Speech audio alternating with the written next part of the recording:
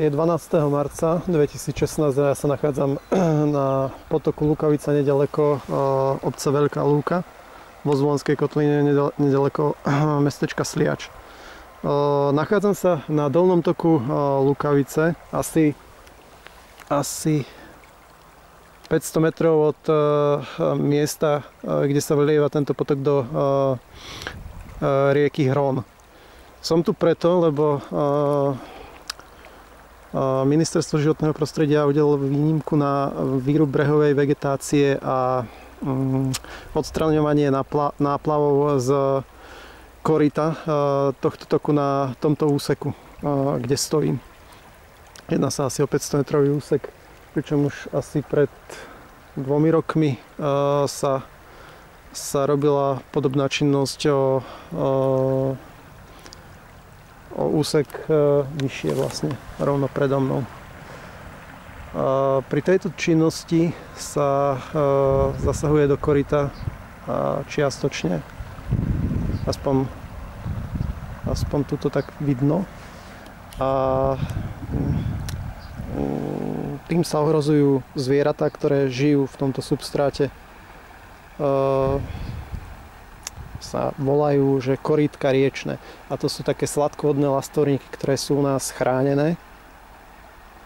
A ich spoločenská hodnota teda jedného jedinca je 140 € podľa vyhlášky ministerstva. Teraz ma nenapadne číslo, ale dotknuté osoby to určite vedia. No, zaujímavé na tom je to, že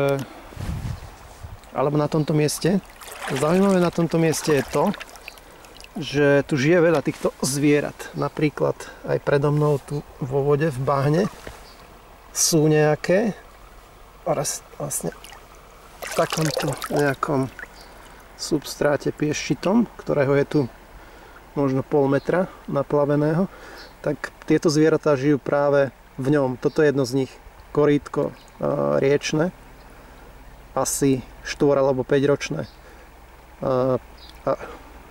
To, koľko má rokov, sa dá odhadnúť na základe tých hrubších čiar, ktoré vidno aj tu na tejto lastúre. Ak si pozorný divák všimne také tmavšie, hrubšie čiary. Tu je jedna, druhá, tretia, tu bude štvrtá. Takže to sú ročné prírastky a teda tá hmota medzi nimi. No a v tomto substráte predo mňou je asi, ja neviem, 10. Ešte jedno vyberiem. Ináč je dosť ľadová voda. Tu je druhé. Korýtko riečne. A tak. No a tu, ako vidíte, došlo k odstráneniu už značnej časti tých naplavení, samozrejme. A teraz ide o to, že či došlo aj k odstráneniu takých naplavenín, v ktorých boli korýtka. Tých korýtok je tu, alebo vlastne hovorím o tom preto, lebo tých korýtok sú tu tisíce. A vzhľadom na to, že je to kriticky ohrozené zviera, tak ma to celkom zaujímalo. Nechám na zváženie každého.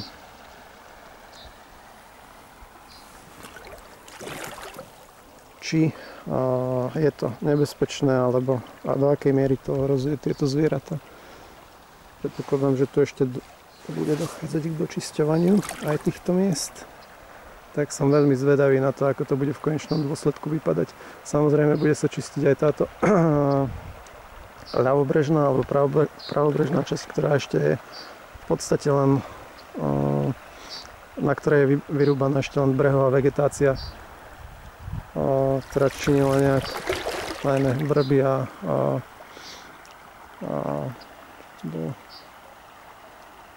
to je jedno proste. Boli to veľmi, veľmi mladé stromy ešte, ktorý alebo od kmeňa, ak sa tu dá hovoriť o kmeni, činil nejakých 10 cm možno.